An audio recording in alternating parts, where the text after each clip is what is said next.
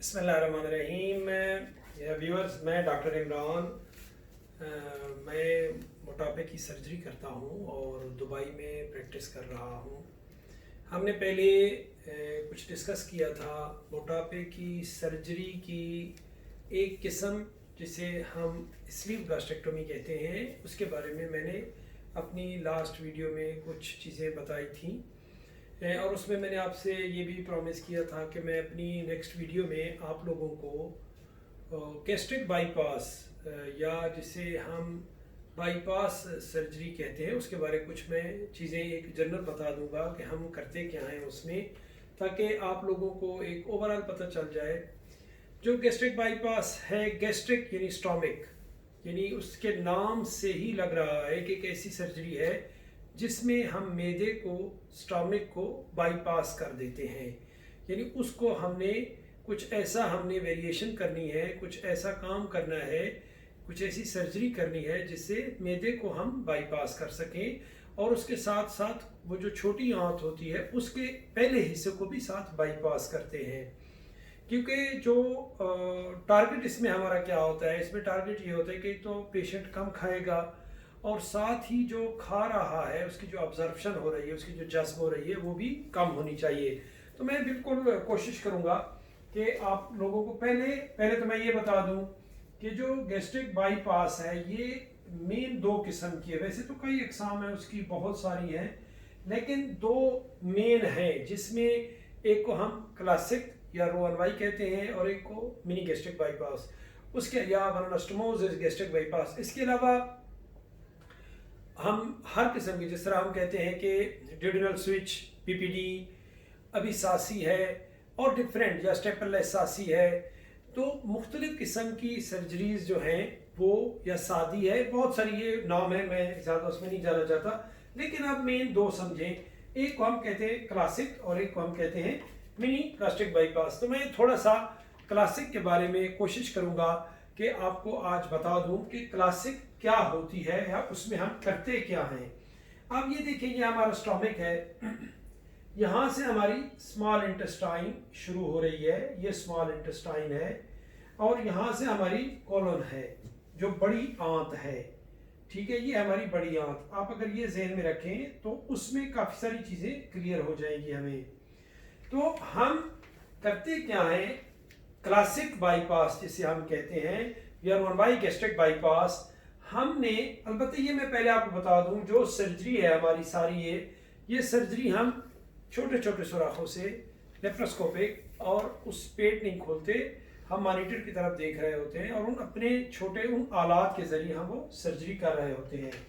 तो हमने ये करना होता है कि ये जो हमारा स्टोमिक है इसके एक स्टोमिक को हम निकालते नहीं है, जबकि मैंने, अगर आपको याद हो, स्लीप में मैंने बताया था हम उसका मेन हिस्सा निकाल लेते हैं। तो इसीलिए उसको हम कहते थे इरिवर्सिबल, यानी ऐसी सर्जरी जो फिर नहीं वापस आ सकती, जबकि ये रिवर्सिबल है, जब भी हम चाहे हम वापस कर सकते हैं।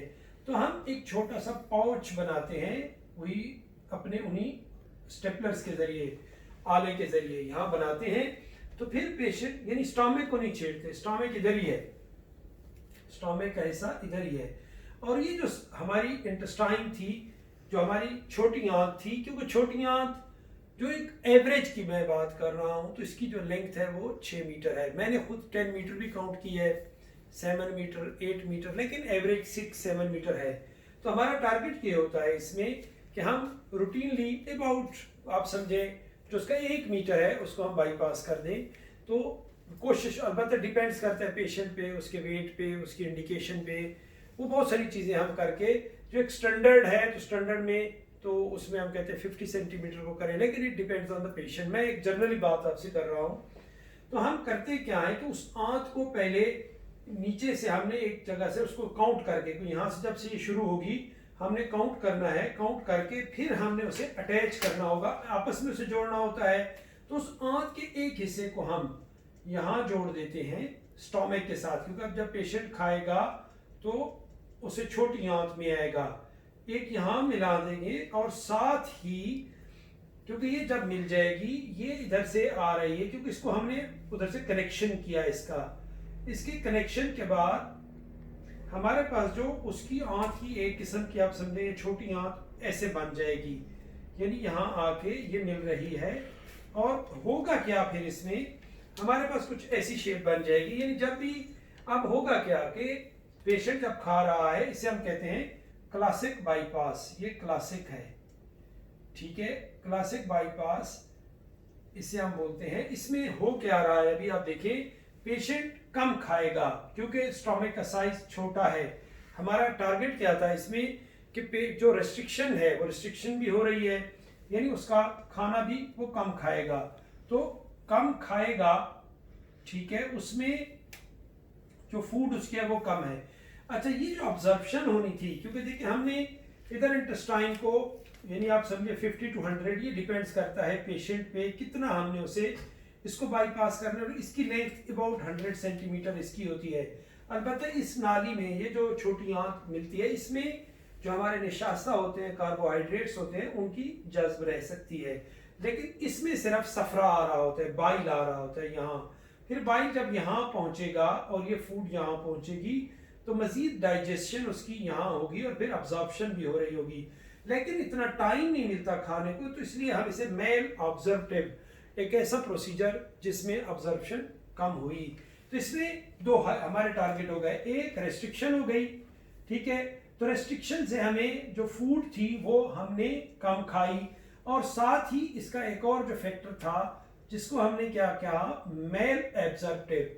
तो मेल ऑब्जर्वेटिव भी वो भी हमने अचीव किया।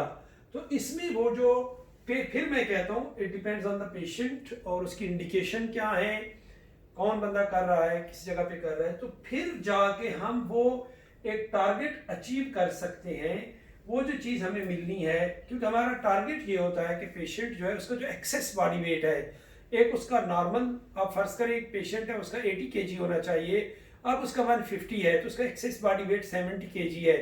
हमारा ये टारगेट ये होता है कि वो इसका जो एक्सेस बॉडी वेट है उसका 80% तक वो लूज कर जाए। तो इट मीन हमारी अच्छी सर्जरी है, विद इन 1.5 ईयर, 1.5 साल तक उसको, पहले 6 मंथ में थोड़ा ज्यादा होता है, 6 मंथ में उसे 50% एक्सेस बॉडी वेट, यानी अगर उसका 70 kg था तो पहले 6 महीने में वो 35 kg लूज कर जाए तब भी ओके है। इसके अलावा जब भी हम ये काम करते हैं तो इसमें मेन रोल असल में ये साबित ये हुआ कि हमारी जो ये छोटी आंत है ये बॉडी का सबसे बड़ा एंडोक्रीन है। तो हम सबसे ज्यादा हार्मोनल चेंजेस होती हैं उन हार्मोन्स की वजह से, क्योंकि एक हार्मोन होता है जो यहाँ से निकलता है उसे कहते हैं GLP-1। ये मैं जब आपको डियाबिटिक सर्जरी के बारे में बताऊंगा, या वो सर्जरी जो शुगर के बीमार कैसे ठीक हो जाते हैं, तो मैं पूरी डिटेल से आपको बताऊंगा कि ये GLP-1 क्या है, इसका रोल क्या है, इसका क्या क्या असर है, या हम क्या करते हैं, कैसे होता है कि डियाबिटिक पेशेंट ठीक हो जाए।